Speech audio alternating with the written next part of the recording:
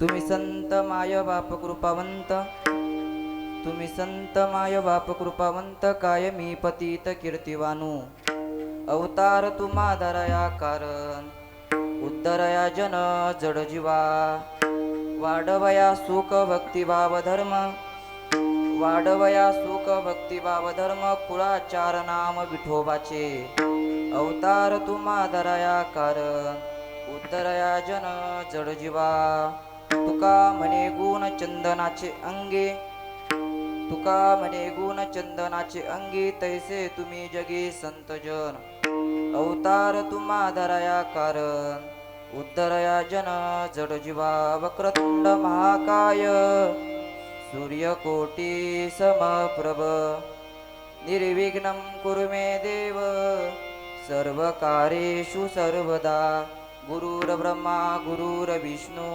गुरुर्देवो महेश्वरः, गुरुर्साक्षात् परब्रह्म तस्मै श्री गुरुवे नमः।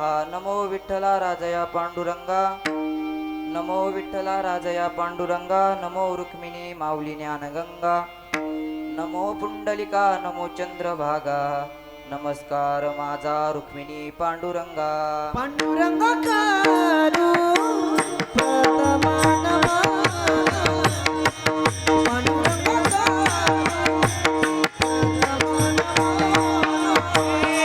पांडुरंगा प्रथमा नमः,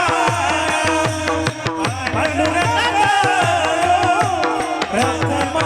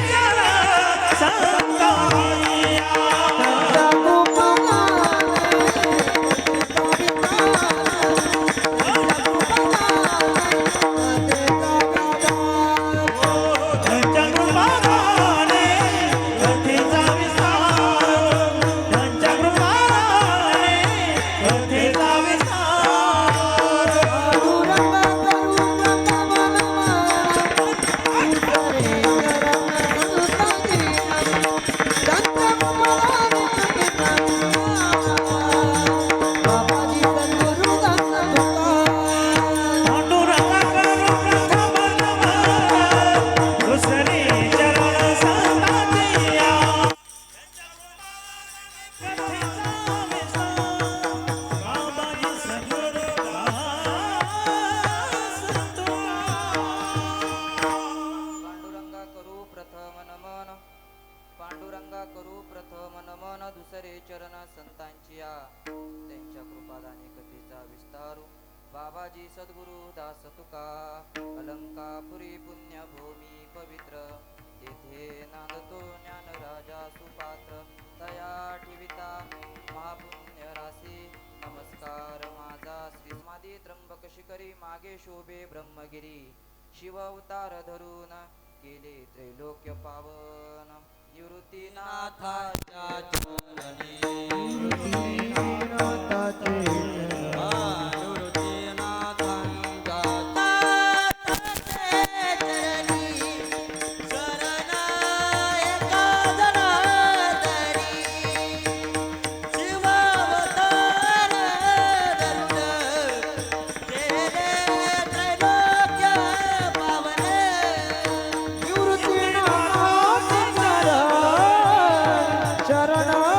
धरून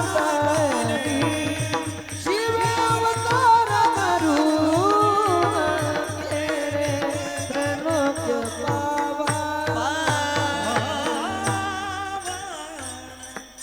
निवृत्तीनाथाचे चरणी शरण एका जनार्दनी, शिव अवतार धरून केले त्रैलोक्य पावन. भीमरूपी महारुद्रा, वज्र हनुमान मारुती, वनारी अंजनी सुता, रामदूता प्रपंजया. शरण शरण जी हनुमंता, शरण शरण जी हनुमंता, शरण शरण जी हनुमंता, शरण शरण जी हनुमंता. तुम्हा आलो रामदूता, तुम्हा आलो रामदूता, तुम्हालो रामदूता, तुम्हालो रामदूता, तुम्हालो रामदूता, तुम्हालो रामदूता. शरण शरण जी हनुमंता, तुम्हा आलो रामदूता. काय भक्तीच्या जवादा, मजदा मजदा. शरण शरणाजी हनुमंता, तुम्हा आलो रामदूता. काय भक्तीच्या त्या वाटा, मज धावाव्या सुभटा सुभटा. शरण शरण हनुमंता, तुम्हा आलो रामदूता. काय भक्ती जात्या वाटा, मज दावया सुवटा. सर्व मंगल मांगल्ये शिवे सर्वार्थ साधिके, शरण्ये त्र्यंबके गौरी, नारायणी नमस्तुते. कर्पूर गौरम करुणावतारम, संसार सारम भुजगेंद्रहारम, सदा वसंतं हृदयारविंदे, भवं भवामी सहितं नमामि. रायगडी मंदिरी वसे माझा राया, रायगडी मंदिरी वसे माझा राया, चरणासी अर्पितो जलमही काया. जगदीश्वरासी जडली ज्याची ख्याती, प्रथम वंदितो तुम्हा छत्रपती. नमो जन्मभूमी जिथे जन्मलो मी, नमो पुण्यभूमी जिथे वाढलो मी, नमो अलंकापुरभूमी जिथे ज्ञान पावित झालो मी, नमो भारतभूमी येथून पुढे पडोजीच्या कामिनी. जयाची केली स्मरण, जयाची केली स्मरण, होय सकल विद्येचे अधिकरण. तेची वंदू श्रीचरण श्री गुरूंचे, ते नमस्कारून आता मस्तक माझा पायावरी माझा पायावरी, मस्तक माझे पायावर, मस्तक माझे पायावर, यावर करी संताचा, यावर करी संताचा. वार करी संताचा, वार करी संताचा, वार करी संताचा, वार करी संताचा. मस्तक हे पायावरी, मस्तक हे पायावरी, यावर करी संताचा, यावर करी संताचा. मस्तक हे पायावरी,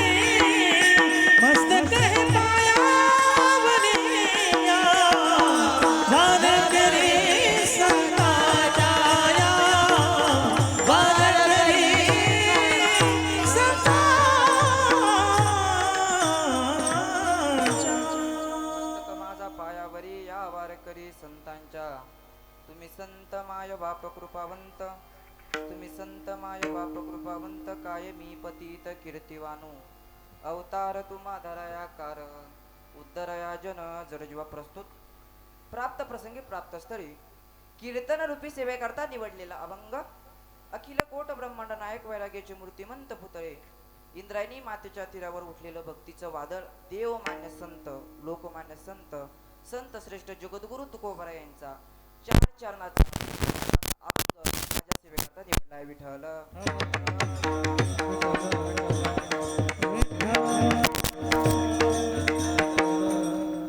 सेवेला सुरुवात करण्यापूर्वी अभंगाचा सरळ भावार्थ तुमच्या समोर मांडतो बघा अभंगामध्ये तुकोबाराय संतांचे वर्णन करताय संतांना कसली तरी उपमा देताय मग पहिल्या चरणामध्ये कसली उपमा देताय ऐका वारकरी संप्रदायाचा दंडक आहे वारकरी संप्रदायाचा अलिखित दंडक आहे सप्त्याच्या पहिल्या दिवशी नामपर अभंग घ्यायचा दुसऱ्या दिवशी संतपर अभंग घ्यायचा सातव्या दिवशी मागणीपर अभंग घ्यायचा आणि काल्याच्या कीर्तनाच्या दिवशी भगवान श्रीकृष्ण परमात्म्याचं चरित्राचं वर्णन करणारा अभंग घ्यायचा विठ्ठल विठ्ठल विठ्ठल विठ्ठल विठ्ठल विठ्ठल त्याच नियमाला अनुसरून तुमच्यासमोर संतपर प्रकरणातील उत्कृष्ट असा अभंग निवडलाय बघा तुकोबार आहे अभंगामध्ये संतांचं वर्णन करताय संतांना कसली तरी उपमा देताय मग पहिल्या चरणामध्ये कसली उपमा देताय तर माय बापाची उपमा देताय नवे नवे कृपावंताची उपमा देताय तुम्ही संत माय बाप कृपावंत तुम्ही संत माय बाप कृपावंत काय मी पतित कीर्तिवानू तुमचं वर्णन करण्याकरता मी पतित आहे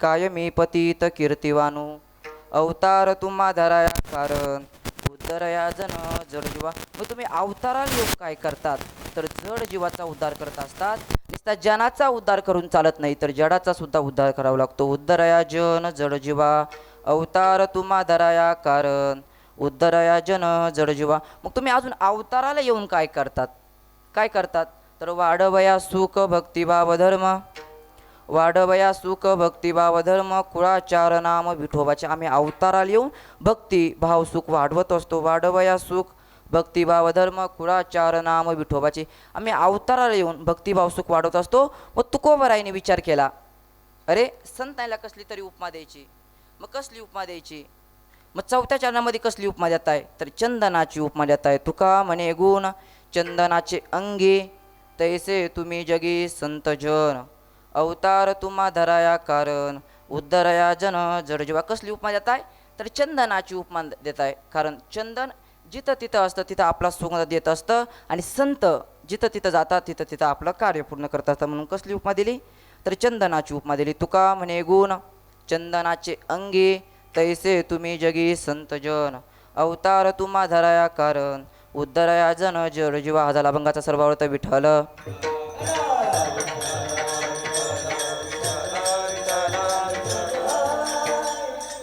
सेवेला सुरुवात करण्यापूर्वी अल्पसा परिहार द्यायचा तो म्हणजे असा की सालाबादप्रमाणे चालत असणारा अखंड हरिनाम सप्ताह श्री क्षेत्र निळवंडी आणि याही वर्षी अखंड हरिनाम सप्ताह चालू आहे आणि त्या सप्त्यामधील दुसऱ्या दिवसाची कीर्तनरूपी सेवा माझ्या वाटेला आली मी माझं भाग्य समजतो खरं तर ज्यांच्यामुळे आज ही कीर्तनरूपी सेवा माझ्या वाटेला आली ते तुम्ही सर्व ग्रामस्थांची ऋण व्यक्त करतो आज या कीर्तनाकरता उपस्थित असणारे मला असं वाटतं एवढ्या गुणीजन मंडळी मला साथ करावी एवढी माझी काही पात्रता नाही पण मला असं वाटतं येथे मला साथ करण्याकरता नाही तर येथे आशीर्वाद देण्याकरता ही सर्व गुणीजन मंडळी मला उपस्थित झालेली विठ्ठल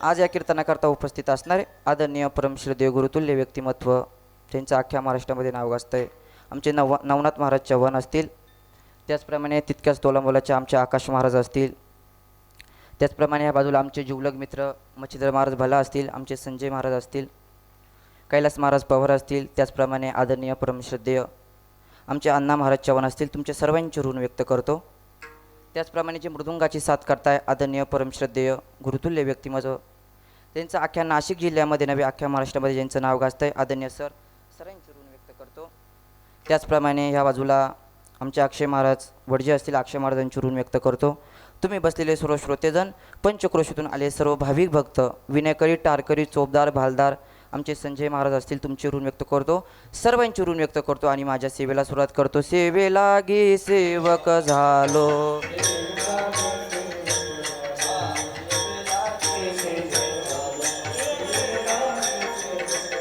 तुमचा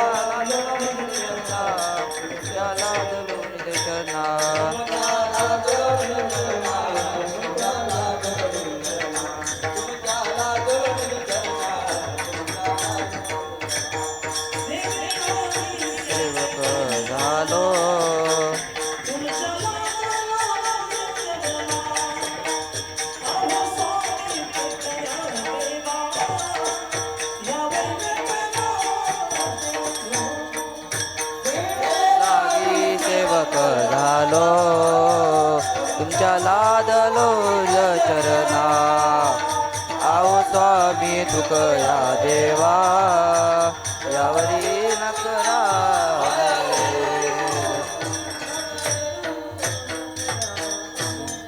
सेवे लागे सेवक झालो तुमच्या लादलो निदचरणा अहो स्वामी तुकया देवा यावरी नखरा अनुभेद. वास्तविकरित्या संत जन्माला कशा करता येतात? कशा करता जन्माला येतात? कशा करता जन्माला येतात? तर जगाच्या कल्याणाकरता संत जन्माला येत असतात. जगाच्या कल्याणा संतांची विभूती देह कष्टभीती परोपकारे कशा करता जन्माला येतात? तर जगाच्या कल्याणाकरता संत जन्माला येत असतात. बघा, संत हा वर्ग असा आहे, त्याला जन्माला यावाच लागतं असं काही नाही. ते मनाचे राजे आहेत. ज्यांना ज्या वेळेस जन्माला येऊ वाटतं त्यावेळेस ते येत असतात आणि ज्या वेळेस जाऊ वाटतं त्यावेळेस जात असतात. मग मला आता सांगा, संत अवतार कधी धारण करतात? का अवतार धारण करतात? कधी अवतार धारण करतात? तर ऐका, ज्या वेळेस जन बुडतं, जग बुडतं त्यावेळेस संतांना देखवत नाही. जन न देखावे डोळा बुडते जन न देखावे डोळा तो कळवळा मनोनिया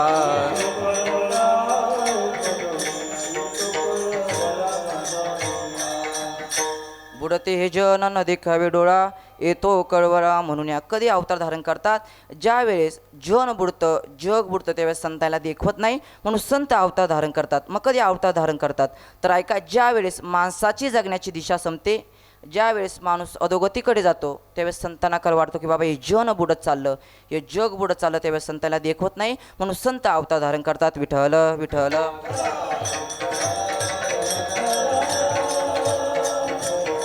मग तुकोबारायला विचार का, हो तुकोबाराय तुम्हाला जन्माला यावाच लागतं का? तुकोबाराने सांगितलं आम्हाला जन्माला येण्याची गरज नाही, कारण आम्ही मुळात वैकुंठवासी आहोत.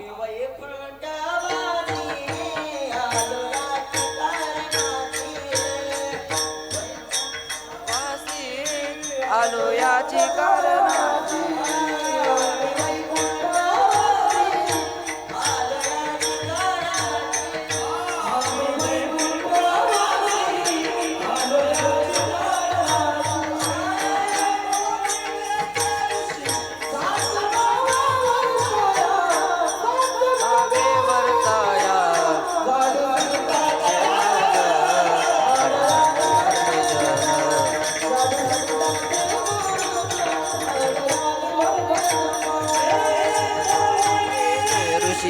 साज भावे वर्ताया जीव भावे वर्ताया जालू संतांचे मार्ग राणी भरले जन जालू संतांचे मार्ग राणी भरले जन. आम्ही वैकुंठवासी आलो याची कारणासी बोलिले जे ऋषी साज भावी वर्ताय. आम्ही मुळात वैकुंठवासी होतो, आम्हाला जन्माला येण्याचं कारण नव्हतं, पण आम्ही बघितलं की हे जन बुडत चाललं, हे जग बुडत चाललं, बुडत असलेलं जन आम्हाला देखवलं नाही म्हणून आम्ही अवतार धारण केला. मग तुकोबाराने अवतार काही धारण केला? तर ऐका, तुकोबारायांचा जन्माचा प्रसंग सांगून जाईल. एकदा पंढरपूरमध्ये संत सभा भरली आणि त्या संत सभेमध्ये विषय रंगलेला होता. काय विषय होता? तर असं म्हटलंय की राम जन्माला येण्याच्या हजारो वर्षापूर्वी कोणी वाढल्या कोळी नावाचा माणूस काहीतरी काम करायचा, काहीतरी धंदा करायचा म्हणून तो वाढल्या कोळी नावाचा माणूस काम करतोय. काय काम करतोय? तर आत्ता सध्या त्या कामाला खूप डिमांड आहे. तो वाढल्या कोळी नावाचा माणूस एक घनदाट जंगलामध्ये राहायचा आणि घनदाट जंगलामध्ये वाटसरू यायचे, त्यांना अडवायचा आणि त्यांना लुटायचा. ज्यांच्याकडे जे काही असेल, पैसा असेल, धान्य असेल, काही असो, पितळाचे भांडे असो, तांब्याची भांडी असो, काही असो, ते घ्यायचा आणि आपल्या घर प्रपंचासाठी वापरायचा. रोजचा धंदा चालू, रोजचं काम चालू, त्यांनी कामामध्ये एकही दिवस खडा नाही.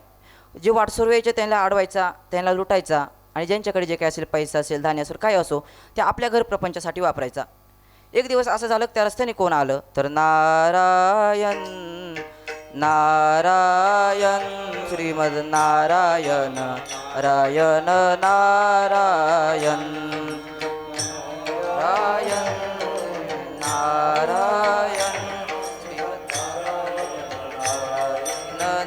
नारायण नारायण नारायण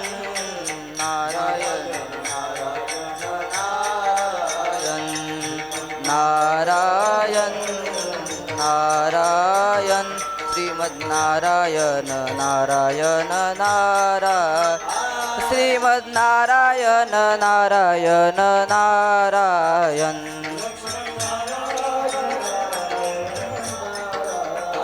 श्रीमद्नारायण नारायण नारायण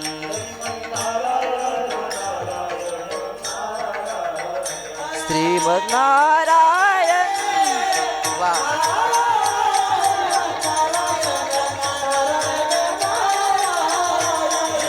नारायण नारायण श्रीमद्नारायण नारायण नारायण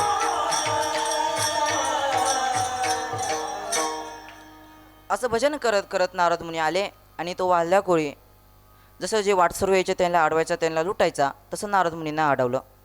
नारद मुनींना विचारलं, म्हटले का रे बाबा तू मला कशा करता अडवलं? तो म्हटलं मी तू मलाच नाही अडवलं, जे प्रत्येक वाटसरू येतात मी त्यांना अडवतो त्यांना लुटतो आणि ज्यांच्याकडे जे काय असेल पैसा असेल धान्य असो काय असो पितळाचे भांडे असो तांब्याचे भांडे असो ते घेतो आणि माझ्या घर प्रपंचासाठी वापरतो. मग का रे तुला त्याचं पाप लागत असेल ना, तुम्हाला काय करायचं तुम्ही मला द्या, अरे मी तुला देतो. संत उदार उदार भरले अनंत भंडार, तुला देण्याकरताच आलोय मी, पण तुला पाप लागते तुला मान्य आहे.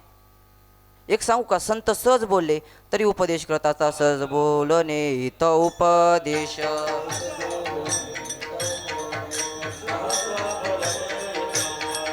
सहज बोलणे तुप करुणी सायास शिकविती.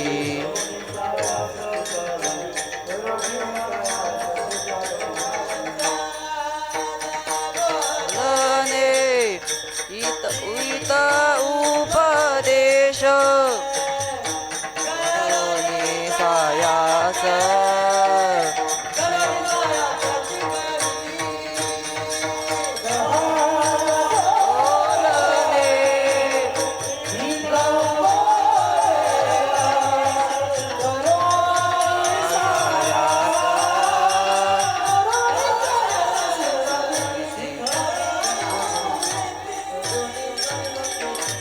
सहज बोलणे इथं उपदेश करुणी सायास शिकविती. संत सहज बोलले तरी उपदेश करत असतात. नारद मुनीने विचारलं तुला पाप लागते हे तुला मान्य आहे?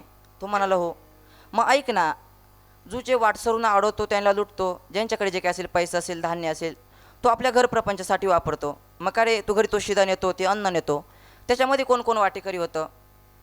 तुम्हाला काय करायचं तुम्ही मला द्या, अरे मी तुला देतो तुला देण्याकरताच आलो पण मला तेवढं सांग म्हटले.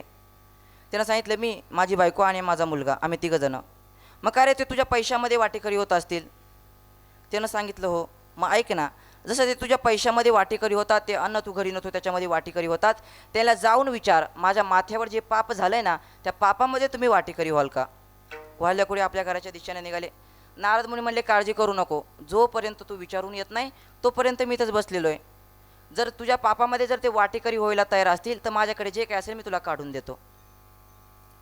वाल्याकोडी आपल्या घरी गेले आणि बायकोला विचारलं, म्हटले का गं तुला तर माहिती आहे आपले हे घर चालवण्याकरता प्रपंच चालवण्याकरता मी काय करतोय? म्हटली लोकांना लुटतोय आणि ज्यांच्याकडे जे काय असेल पैसा असेल धान्य असेल ते आपल्या घर प्रपंचासाठी वापरतोय. मग ऐक ना, मला त्याचं पाप लागतंय, त्या पापामध्ये तू वाटेकरी होती का? बायकोनं हात जोडले. बायको म्हटली मी तुमच्या पापामध्ये वाटेकरी होऊ शकत नाही. ज्यावेळेस आपण लग्न केलं त्यावेळेस तुम्ही वादा केला होता की मी तुझा सांभाळ करील, तुला सुखी ठेवील, माझी एकही अडचण तुझ्यापर्यंत येऊन देणार नाही, मी तुमच्या पापामध्ये वाटेकरी होणार नाही. बायकोनं हात जोडले. वाढल्या कोळीने विचार केला, अरे आपल्या बायकोनं हात जोडले पण ज्याच्यासाठी आपण एवढे कष्ट करतोय, ज्यासाठी आपण एवढं ज्याला मोठं करण्याची स्वप्न बघतोय, तो मुलगा आपल्या पापामध्ये वाटेकरी होईल. आपल्या मुलाकडे गेले, मुलाला विचारलं, म्हटले का रे बाबा तुला तर माहिती आहे आपले घर चालवण्याकरता प्रपंच चालवण्याकरता मी काय करतोय? म्हटले लोकांना लुटतोय आणि ज्यांच्याकडे जे काय असेल पैसा असेल धान्य असेल ते घेतोय आणि आपल्या घर प्रपंचासाठी वापरतोय. म्हटले ऐक ना, मला त्याचं पाप लागतंय, त्या पापामध्ये तू वाटेकरी होतो का? मुलाने सुद्धा हात जोडले. मुलगा म्हटला मी तुम्ही माझे वडील आहात आणि वडिलांचं कर्तव्य असतं आपल्या मुलाचा सांभाळ करणं, आपल्या मुलाचा सांभाळ करणं हे वडिलांचं कर्तव्य असतं, मी तुमच्या पापामध्ये वाटेकरी होऊ शकत नाही. वाढल्या कोळीने विचार केला, अरे आपल्या बायकोनं हात जोडले, आपल्या मुलांना हात जोडले. असं ऐकलं आणि पळत पळत नारद मुनीकडे गेले आणि नारद मुनींच्या चरणावर डोकं ठेवलं. श्री संतांचे माता चरणावरी साष्टांग हे करी दंडवत. नारद मुनींच्या चरणावर डोकं ठेवलं आणि नारद मुनींना म्हणताय, नारद मुनी चुकलं माझं, मला माफ करा, माझ्या माथ्यावर जे पाप झालंय ना ते पाप मला आता फेडायचंय, मला याच्यातून मुक्त करा. त्यावेळेस नारद मुनीनं सांगितले, म्हटले ऐक, आजपासून इथून पुढं तू रोज राम नावाचं स्मरण करायचं, राम नावाचं भजन करायचं. नारद मुनीने त्याला एका वृक्षाखाली समाधी लावून दिली आणि ते वाल्ह्या कोडी स्मरण करताय, राम राम असं स्मरण रोज चालू आहे. एक दिवस त्या समाधी वारूळ तयार झालं आणि काही दिवसानंतर नारद मुनी पुन्हा त्या रस्त्याने येत आहे आणि नारद मुनींच्या कानावर आवाज ऐकू गेला. म्हटले कोणीतरी स्मरण करतंय राम राम राम. विचार केला, थोडं पुढं गेले आणि बघितलं. म्हटले लक्षात आलं, अरे काही दिवसापूर्वी आपण येथे एका माणसाला उपदेश केला होता आणि तो माणूस अजून स्मरण करतोय, अजून भजन करतोय. त्या वृक्षाखाली गेले, ते वारूळ बाजूला काढलं, समाधीतून मुक्त केलं. ऐका, पुण्याचा साठा एवढा झाला की ते वाल्ह्या कोळीचे वाल्मिक ऋषी झाले आणि वाल्मिक ऋषीला नारद मुनींना आशीर्वाद दिला. काय आशीर्वाद दाद?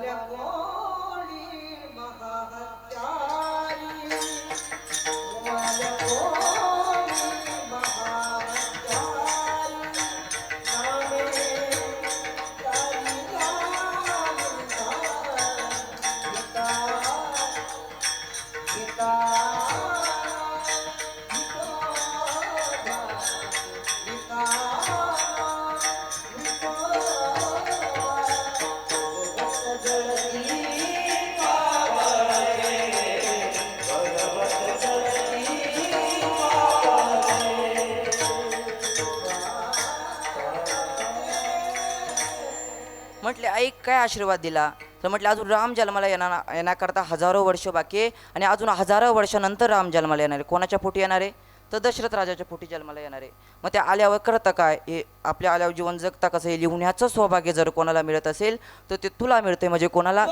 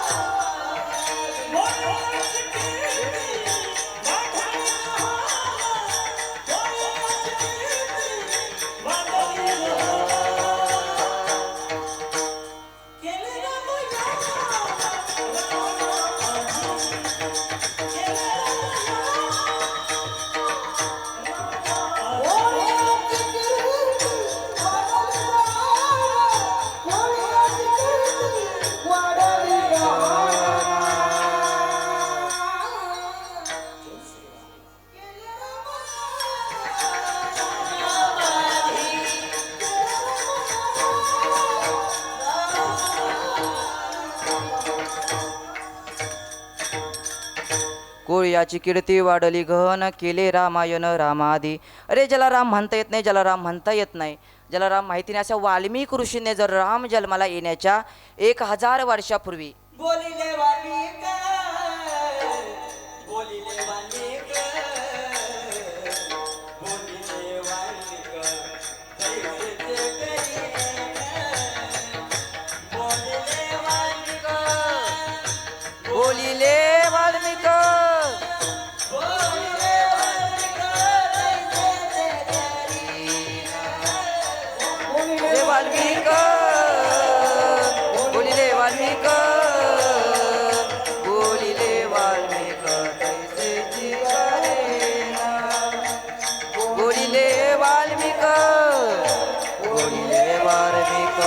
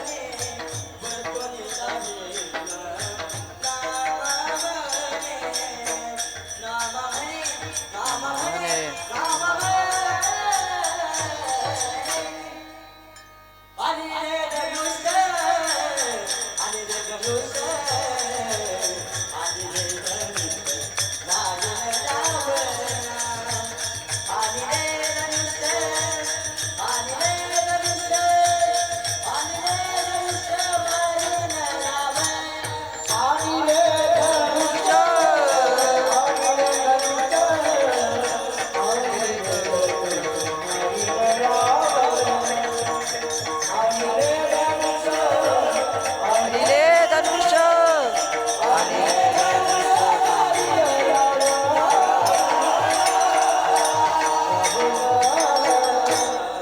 बोलिले वाल्मिक तैसे करीन.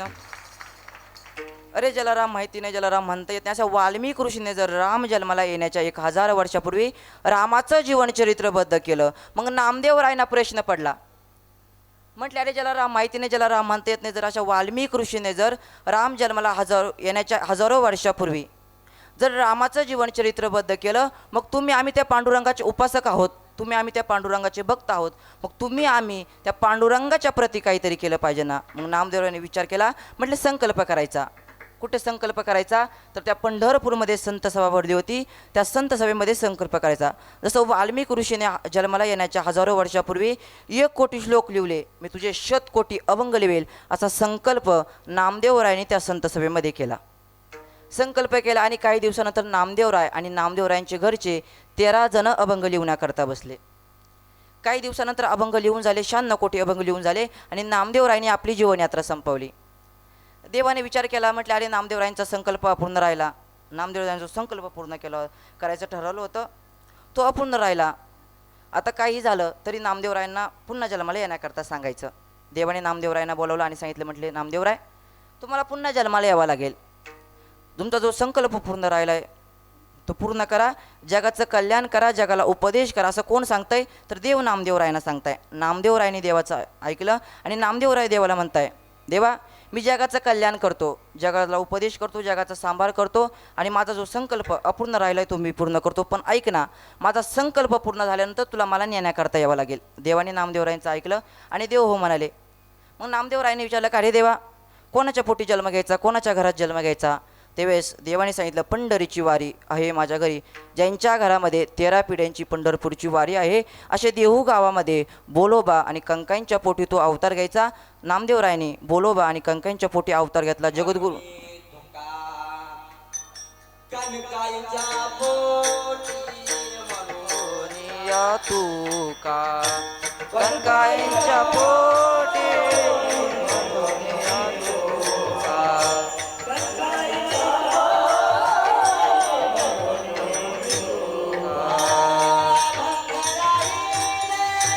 चार कोटे राहिले, 4 कोटी राहिले, 4 कोटी,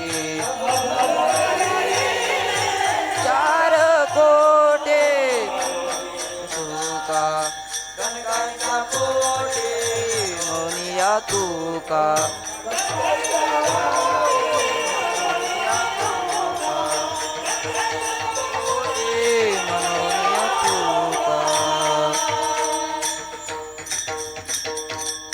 तुकोबरायांनी देऊगावामध्ये अवतार घेतला आणि काही दिवसानंतर आपलं जे अवतार कार्य पूर्ण करायचं राहिलं होतं, प्रमाणांची संख्या सांगे शतकोटी उरले ते शेवटी लावी तुका. आपलं अवतार कार्य पूर्ण केलं, जगाचं कल्याण केलं, जगाला उपदेश केला, जगाचा सांभाळ केला आणि आपलं अवतार कार्य पूर्ण केलं. आणि तुकोबराय देवाला विनवणी करू लागले, वचन ऐका कमलापती, मजरंकाची विनंती कर जोडितो कथे काही, आपण असावे जवळी, घ्यावी घ्यावी माझी भाग, जरी का मागेन आणि तुकया बंधू म्हणे देवा, शब्दही तुकाची राखावा, तुझं पाहता सामोरी, दृष्टीनं फिरे माघारी, माझं चित्त तुझे पाया, मिठी पडली पंढराया, नवे सरिता निराळे, लवण मिळाविता जरे, तुका म्हणे बरी, जीव दिला पाय तरी, तुम्ही सनकाधिक संत, मनविता कृपावंत, एवढा करा उपकार, देवा सांगा नमस्कार, माझी भाकावी करुणा, विनवा वैकुंठीचा राणा, एग एग विठाबाई, माझी पंढरीची आई, भीमा आणि चंद्रभागा, तुझ्या चरणीची गंगा इतुक्या सहित तो यावे माझे रंगणी नाचावे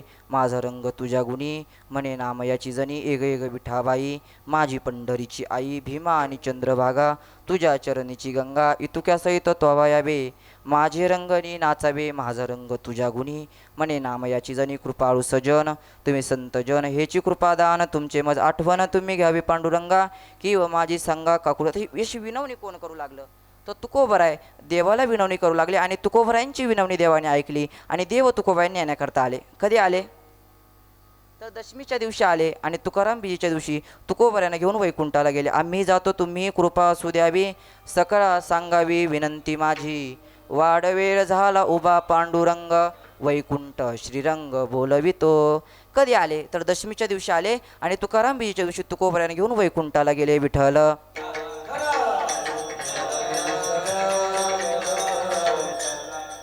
आता तुकोबराय म्हणताय आम्हाला जन्माला येण्यालाही बंधन नसतं आणि जाण्यालाही बंधन नसतं. आम्ही मनाचे राजा आहोत. ज्यावेळेस आम्हाला जन्माला येऊ वाटतं त्यावेळेस आम्ही येत असतो आणि ज्यावेळेस आम्ही जाऊ वाटतं आम्हाला त्यावेळेस आम्ही जात असतो. मग तुकोबरायला विचारलं का हो तुकोबराय तुम्ही जन्माला येऊन करता काय. तुकोबरायने सांगितलं आम्ही जन्माला येऊन जगाचं कल्याण करतो जगाला उपदेश करतो नवे नवे जगाचा सांभाळ करतो. मग तुकोबरायने तुम्हाला आम्हाला काय सांगितलं आपुला तो एक देव करुणी घ्यावा तेने विना जीव सुख नये. आपल्याला सुख शोधायला लावलं. कुठं आहे सुख कुठे सुख सर्व सुखाचे आगर बाप रुक्मादेवी वर किंवा सर्व सुखाचे आगर मने नरहरी सोनार कुठे सुख. तर ऐका एक दृष्टांत सांगतो तुमच्या लक्षात येईल त्या अगोदर भजन करा. विठ्ठल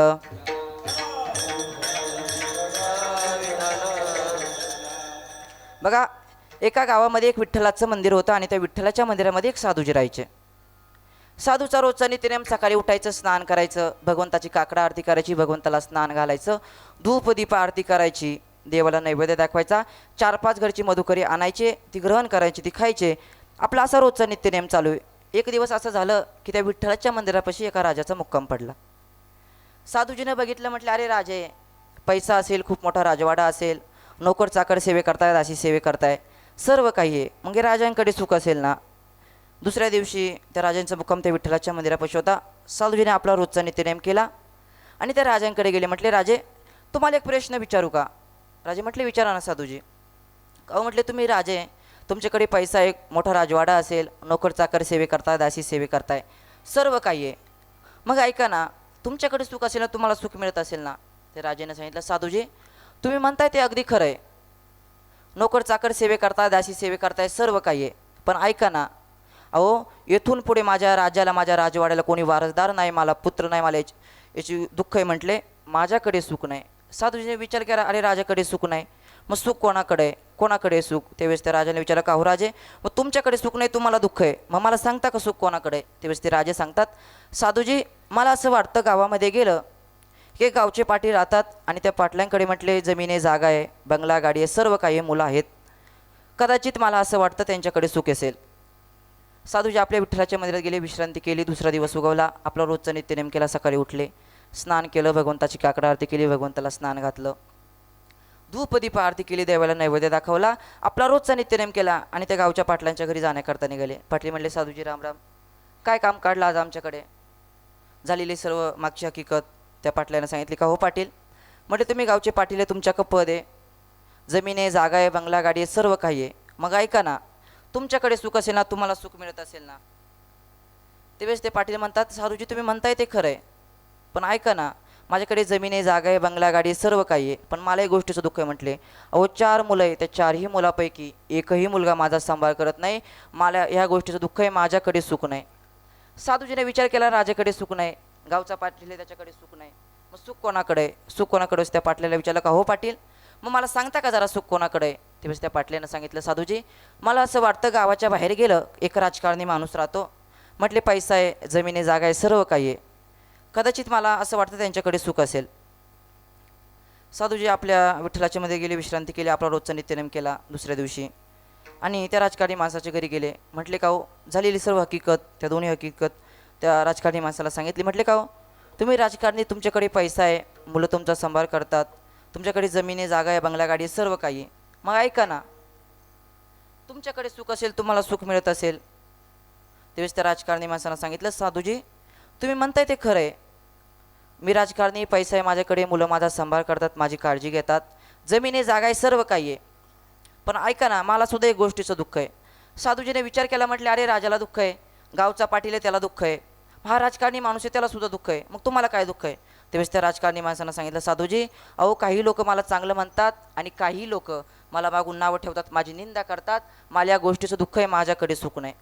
साधूजी विचार केला, राजाकडे सुख नाही, राजाला दुःख आहे, गावचा पाटील आहे त्याच्याकडे सुख नाही, त्याला दुःख आहे, हा राजकारणी माणूस आहे मग त्याच्याकडे सुख नाही, त्याला सुद्धा दुःख आहे, मग सुख कोणाकडे आहे? सुख कोणाकडे? त्या राजकारणी माणसाला विचारा का हो, मग आता तुम्ही तरी मला खरं सांगा ना, सुख कोणाकडे आहे? तो ते राजकारणी माणूस सांगू, साधूजी गावामध्ये एक विठ्ठलाचं मंदिर आहे आणि त्या विठ्ठलाच्या मंदिरामध्ये एक साधूजी राहतात. म्हटले त्या साधूची आणि माझी काय अजून गाठभेट झालेली नाही, पण मला असं वाटतं त्या साधूचा रोजचं नित्यनेम सकाळी उठायचं, स्नान करायचं, भगवंताची काकडा आरती करायची, भगवंताला स्नान घालायचं, धूप दीप आरती करायची, देवाला नैवेद्य दाखवायचा, आपला रोजचा नित्यनेम करतात. म्हटले मी त्यांना अजून काही बघितलं नाही आणि त्यांनी मला काही बघितलं नाही, कदाचित मला असं वाटतं त्यांच्याकडे सुख असेल. माझा दृष्टांत संपला. मला सांगायचं सुख कोणाकडे? जो भगवंताची सेवा करतो, जो भगवंताची पूजा अर्चा करत असतो त्याच्याकडे नक्की सुख असतं. विठ्ठल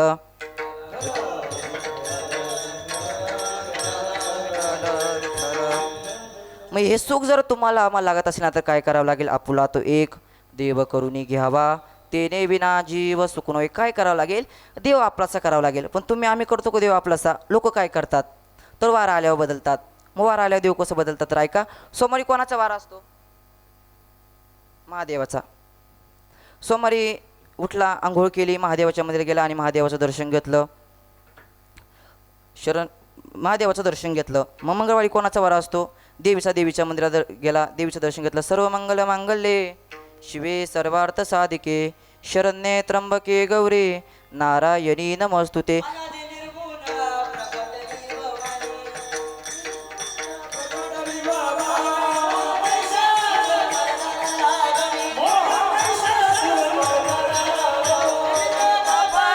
करवया झाडणे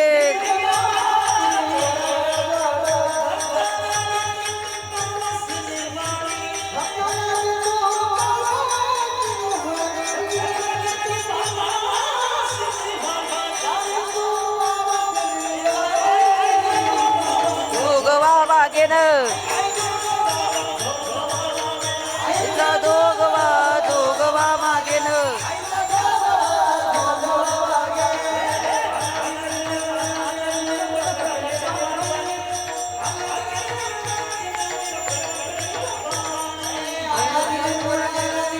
प्रगटली भवाने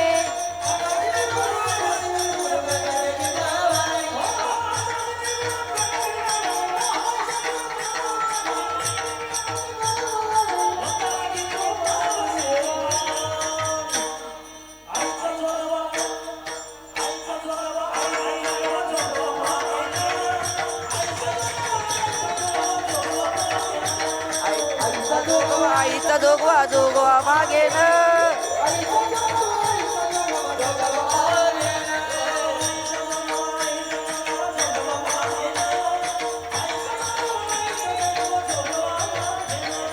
आईचा जोगवा जोगवा मागेन आईचा जोगवा. मंगळवारी देवीचा वार होता, देवीच्या मंदिरात गेला, देवीचं दर्शन घेतलं. मग आता बुधवारी कोणाचा वार असतो? तर विठ्ठलाचा.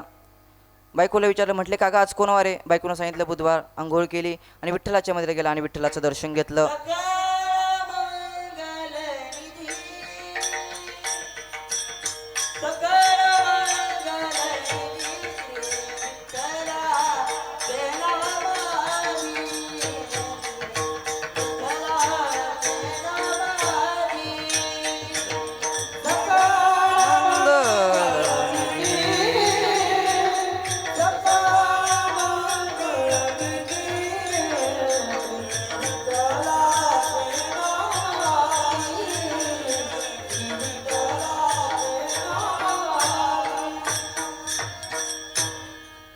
बुधवारी विठ्ठलाचा वार होता, विठ्ठलाच्या मंदिरात गेला. आता गुरुवारी दत्ताचा वार होता, दत्तप्रभूच्या मंदिरात गेला.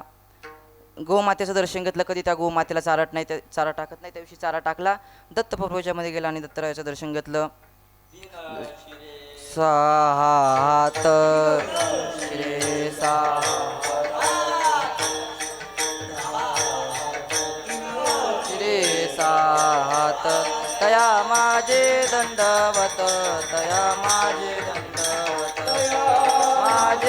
दंडवत तया माझे दंडवत तया माझे दंडवत तया माझे दंड वा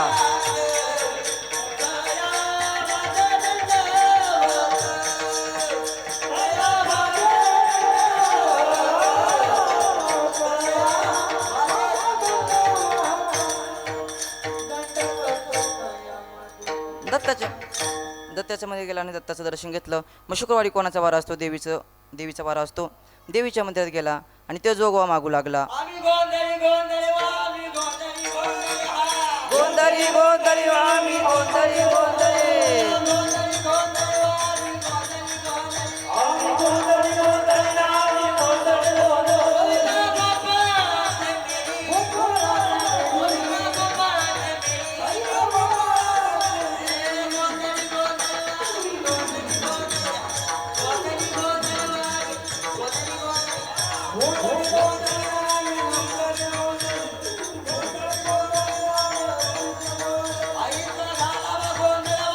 घाला बा गोंधळ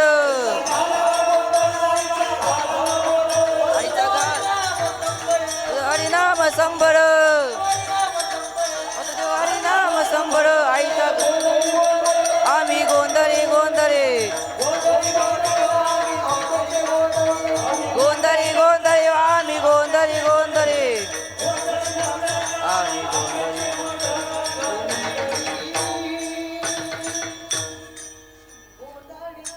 सोमवारी महादेवाचा वार होता, मंगळवारी देवीचा वार होता, बुधवारी विठ्ठलाचा वार होता, गुरुवारी दत्ताचा वार होता, शुक्रवारी देवीचा वार होता.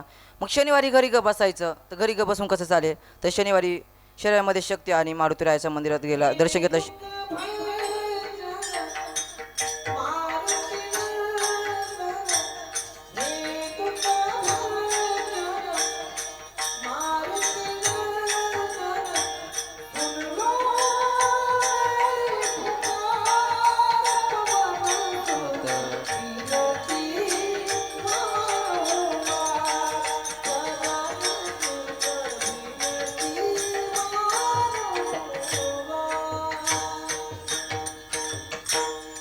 मारुतीच्या मंदिरात गेला, मारुतीरायाचं दर्शन घेतलं. मग रविवार आला. रविवार कोणाचा वार असतो? तर खंडेरावाचा. मग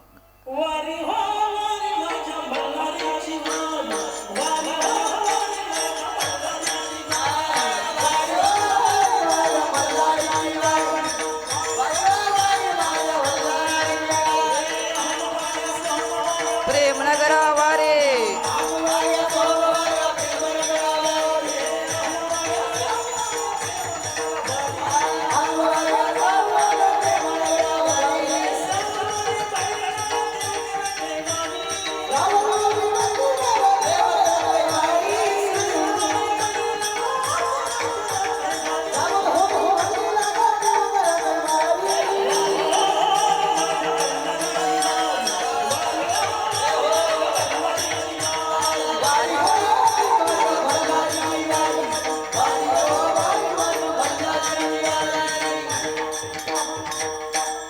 मग आता तुम्हाला कळेल असे लोक वार आल्या देव कसं बदलतात. काय करा? तर देव आपलाच करा आपुला तो एक देव करून घ्यावा तेने विना जीव सुख नये विठ्ठल विठ्ठल विठ्ठल विठ्ठल विठ्ठल विठ्ठल. मग सांगा आपल्याला हा देह कशा करता दिलाय? कशा करता हा देह दिलेला आहे? तर भगवंताचं नामस्मरण करण्याकरता आपल्याला हा देह दिलेला आहे. आपल्याला हात कशा करता दिले, पाय कशा करता दिले, मुख कशा करता दिलं, डोळे कशा करता दिले, कान कशा करता दिले. मग आता मला सांगा आपल्याला हात कशा करता दिले, कशा करता हात दिले? तर वाहिरंगी टाळी नाचे न उदास ते दे हातास पाय सुका. हाताने भगवंताची टाळी वाजवण्याकरता आणि मुखाने नामस्मरण करण्याकरता आपल्याला हात दिलेले. मग आपल्याला डोळे कशा करता दिले? डोळे भरून पाहिन तुझे मुख तेची मज सुख दे देवा. डोळे तुम्ही घ्या रे सुख.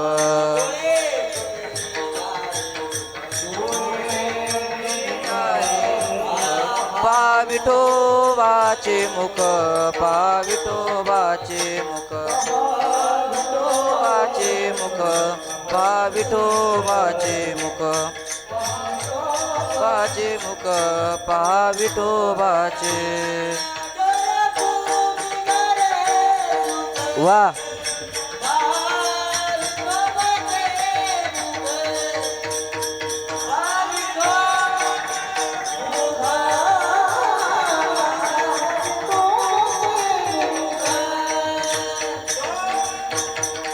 डोळे विठोबाचे मुख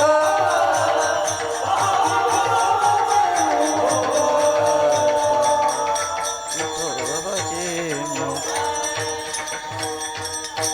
डोळे भरून पाहिन तुझे मुख त्याची मज सुख दे देवा. मग आपल्याला कान कशा करता दिले? कान भरून ऐकीन तुझी कीर्ती त्याची मज विश्रांती दे देवा. कान कशा करता दिले? तर कानाने तुझं भजन ऐकण्याकरता तुझी कीर्ती ऐकण्याकरता आम्हाला कान दिलेले. मग पाय कशा करता दिले?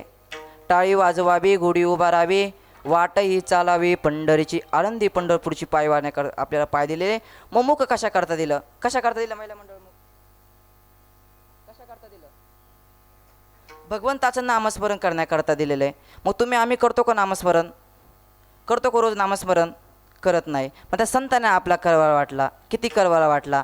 माय बापा एवढा करवाळा वाटला. पण ऐका ना, माय बापाला फक्त आपल्या मुलाचा करवाळा वाटत असतो. माझा तो सोन्या आणि लोकाचं ते कार्ट असं माय बापाला वाटत असतं. पण माऊलीने अनुभव आहे म्हणतात, जे खरांची व्यंकटी सांडो तया सत्कय मिरती वाढो. हे खरातलं खरं पण निघून जाऊ दे. काय म्हणताय? तर हे खळातलं खरं पण निघून जाऊ दे आणि हे जग सुखी होऊ दे. कोणाला वाटतं? तर संतांना वाटतं. मग संत काय म्हणतात? मायबाप म्हणतात अभंगाचं प्रथम चरण. तुम्ही संत माया बाप कृपा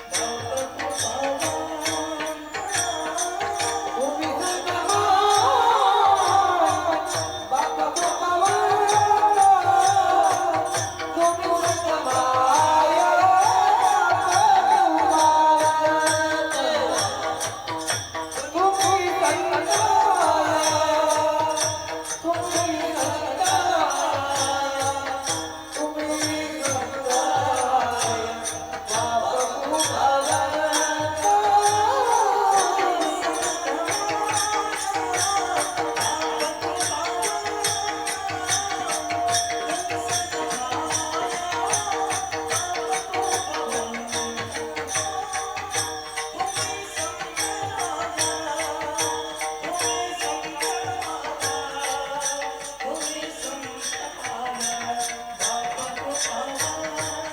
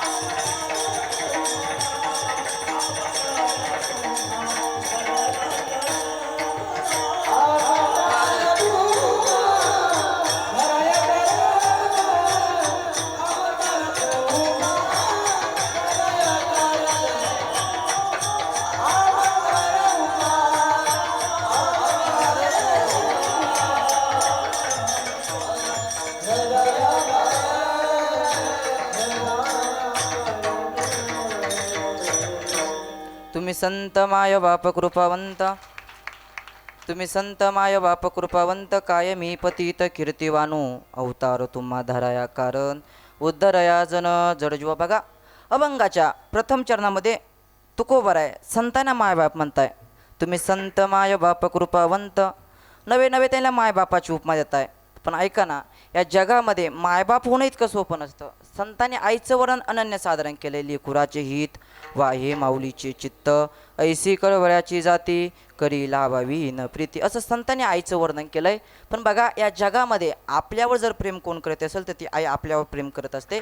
बघा, जनाबाईने एक अभंग लिवलाय आणि जनाबाई त्या अभंगामध्ये आपल्या आईचा आपल्या मुलावर किती जीव असतो, आपल्या पक्षाचा आपल्या पिलावर किती जीव असतो, त्या 4 चरणामध्ये जनाबाई आईचं वर्णन करताय. मग कोणता अभंग आहे? पक्षी जाई दिगंतरा, बालकाशी आणि चारा, घाळ हिंडते आकाशी, झाप घाली पिल्लापाशी, माता गुंतली कामाशी, चित्त तिचे बाळापाशी, वानर हिंडे झाडावरी, पिला बांधोनी उदरी, तैसे आम्हासी विठ्ठल माये, जनी वेळोवेळी पाहे, घार हिंडते आकाशी, झाप घाली पिल्लापाशी.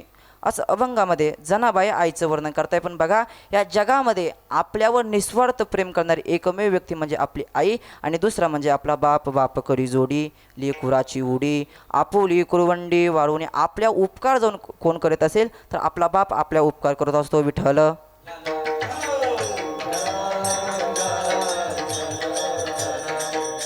बघा, इथे मायबाप सांगण्याकरता आलो नाही, पण अभंगामध्ये तुकोबराय मायबापाचं वर्णन करताय. तुम्ही कितीही देवाची सेवा करा, किती देवाची सेवा करा, तुम्हाला आई वडील मिळू शकत नाही. पण आई वडिलांची सेवा केली तर निश्चित देव तुम्हाला भेटण्याकरता येऊ शकतो, निश्चित देव तुम्हाला दर्शन देण्याकरता येऊ शकतो. विठ्ठल.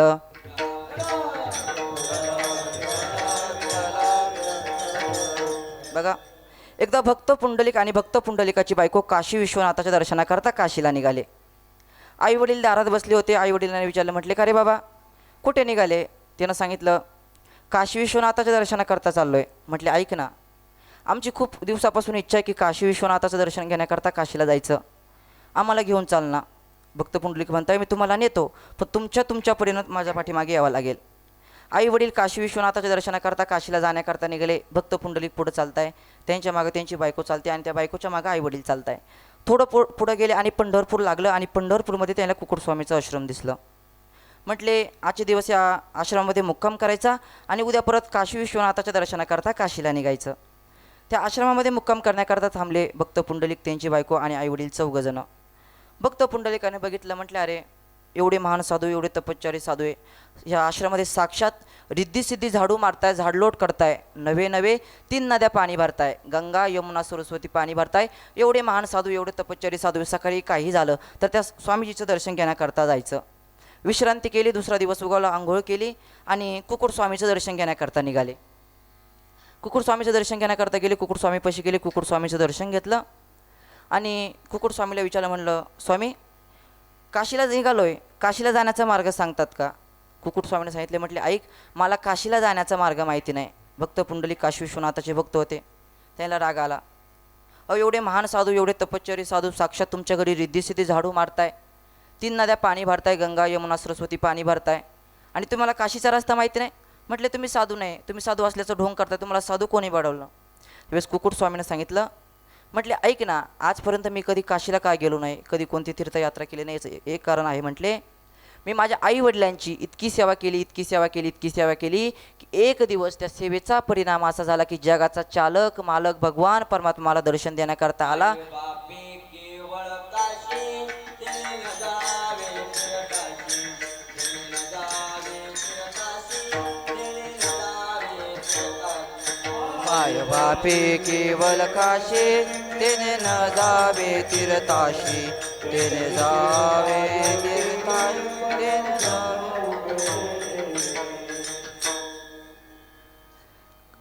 म्हटले मला म्हणून काशीचा रस्ता माहिती नाही, कधी मी कोणती तीर्थयात्रा केली नाही. भक्त पुंडलिकाला वाईट वाटलं. भक्त पुंडलिकाने आपला दौरा फिरवला आणि आपल्या आईवडिलांची सेवा करू लागले. इतकी सेवा करू लागले. एक दिवस त्या सेवेचा परिणाम असा झाला की जगाचा चालक मालक भगवान परमात्मा भक्त पुंडलिकाला दर्शन देण्याकरता आले. पण भक्त पुंडलिक आपल्या आई वडिलांच्या सेवेमध्ये इतके मग्न होते की देव दारात येऊन उभे राहिले, पण तरी भक्त पुंडलिक आपल्या देवाचं दर्शन घेण्याकरता गेले नाही. शेजारी विट होती, ती विट त्या देवाला उभं राहण्याकरता दिली आणि त्या विठीवर देव उभं राहिला. योगी 28 उभा ऋषिकेश, 28 उभा ऋषिकेश, पुंडलिका सौरस पुरवितसे, पुंडलिका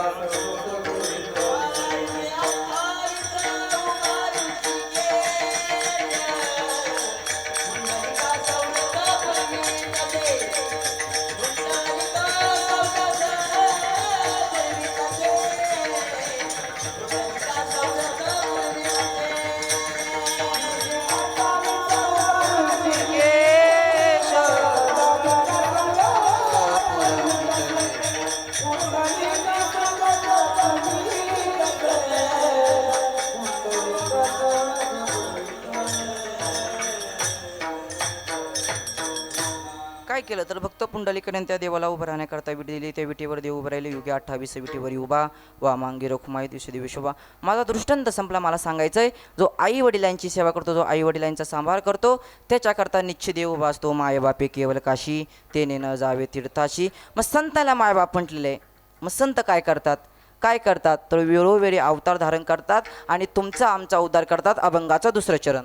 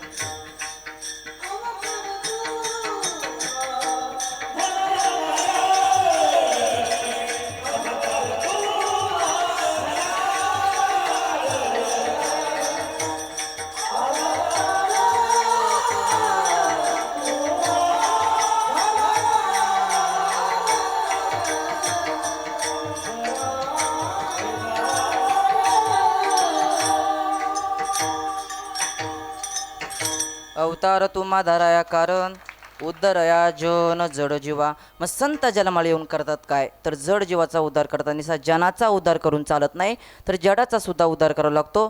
आपण एकदा हाताने टाळी वाजवून मुखाने भगवंताचं नामस्मरण करायचं. सर्वांनी हात वर करा. जो हात वर करणार नाही त्याला शेजारच्याची शपथ.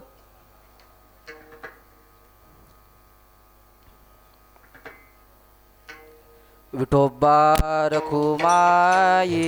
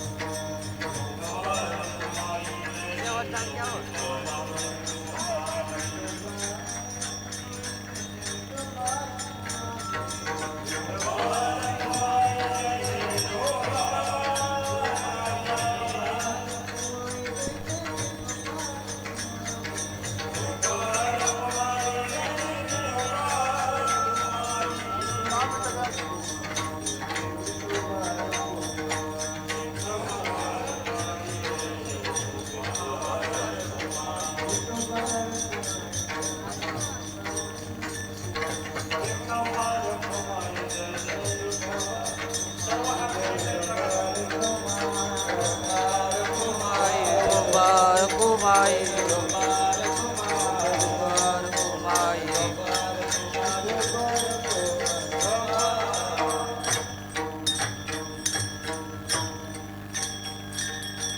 अवतार तुम्हा धराया कारण उद्धरया जन जड जीवा. मग संत अवताराला येऊन करतात काय तर जड जीवाचा उद्धार करत असताना नुसता जनाचा उद्धार करून चालत नाही तर जडाचा सुद्धा उद्धार करावा लागतो. विठ्ठल विठ्ठल विठ्ठल.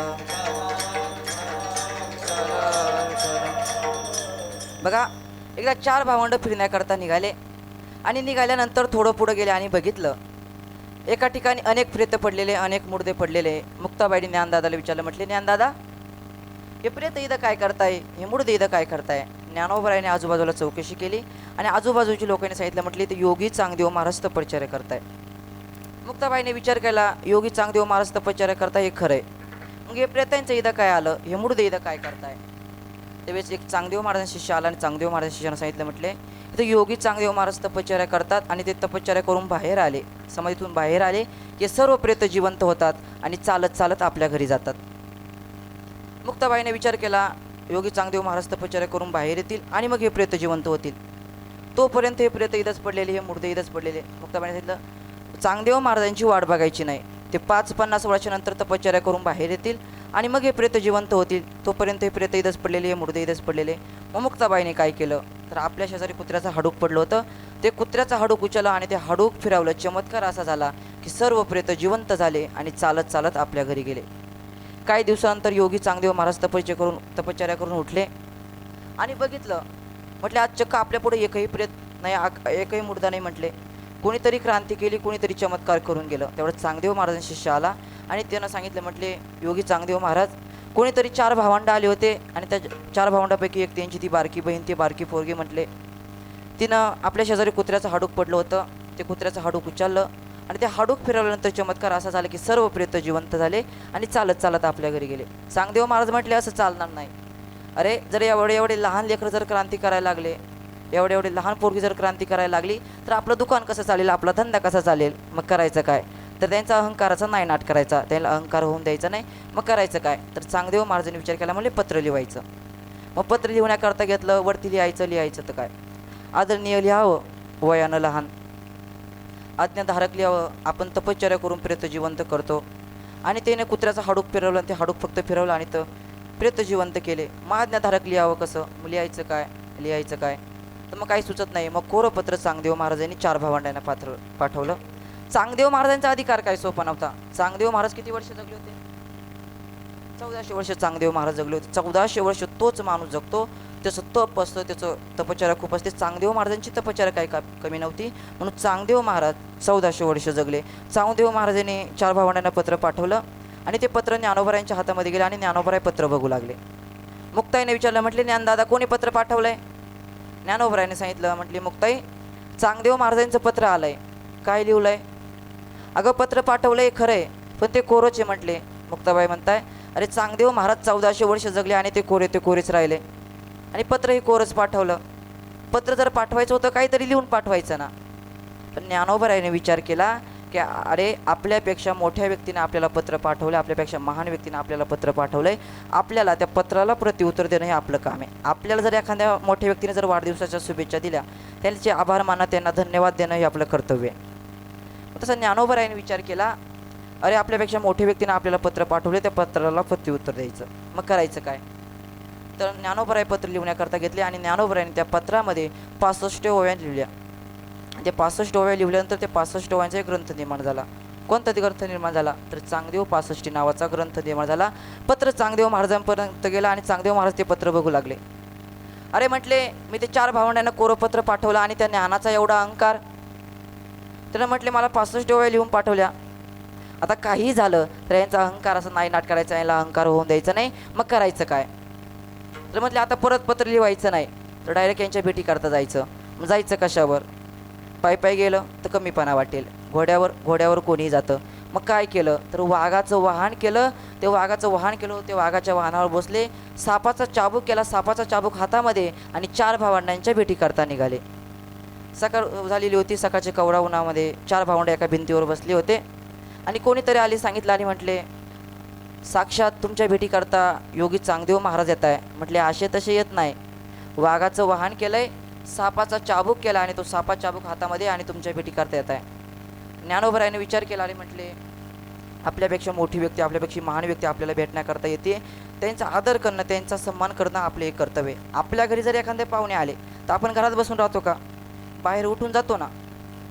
त्या पाहुण्याचा आदर करणं, त्यांचा सन्मान करणं हे आपलं कर्तव्य. असं ज्ञानोबरायाने विचार केला. मग काय करायचं तर त्यांना थोडं पुढं आणण्याकरता जायचं. मग जायचं कशावर तर त्या भिंतीवर बसले होते. त्या भिंतीला उपदेश केला आणि चमत्कार असा झाला की ती भिंत चालू लागली.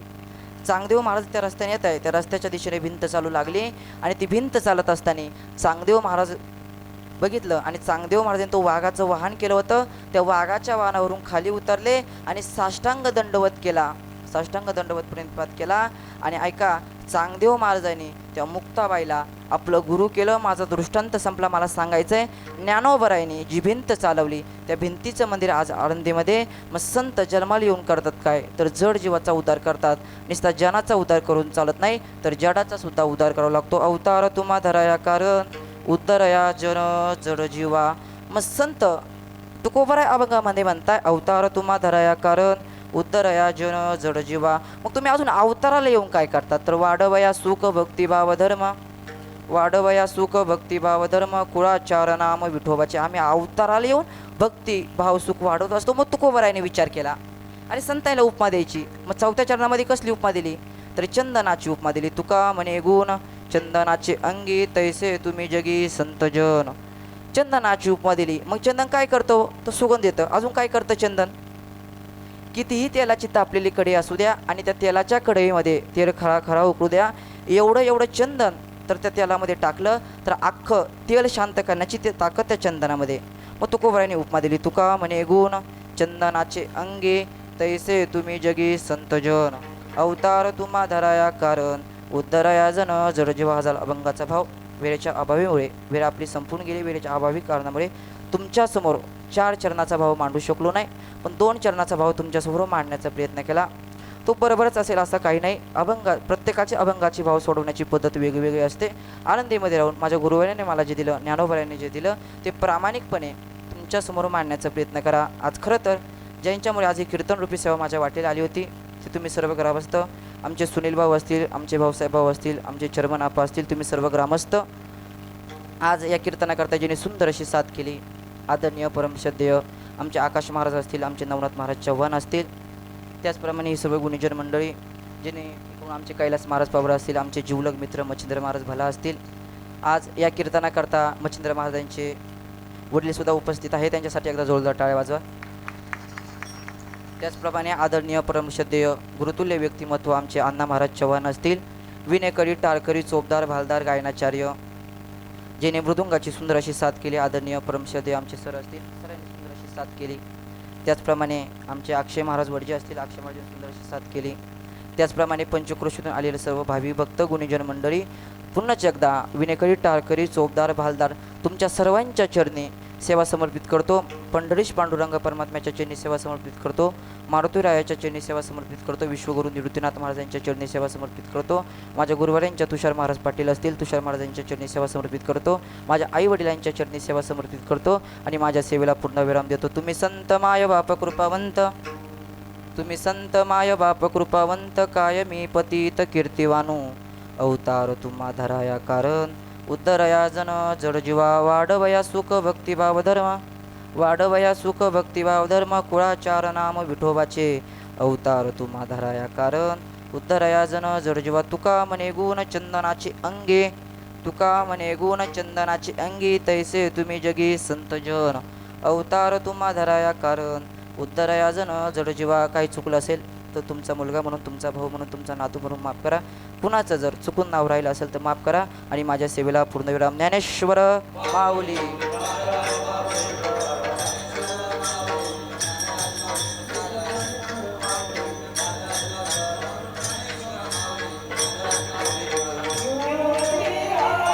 हात वर करा, हात वर करा.